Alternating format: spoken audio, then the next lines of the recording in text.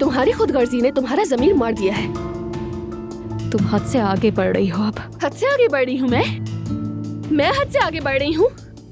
तुम कितने दिन मेरे घर में रही, मेरी आंखों में आंखें डालकर उमर के साथ अपना माजी छुपाती रही।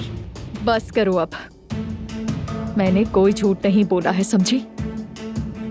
मानना है तो मानो, नहीं मानना तो मत मानो।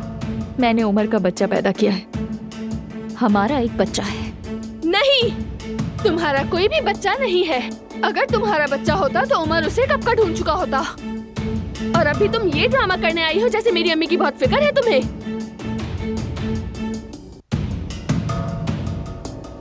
तुम्हारा मसला क्या है? हाँ, मसला क्या है तुम्हारा?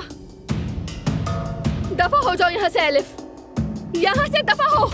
बस करो, बहुत हुआ।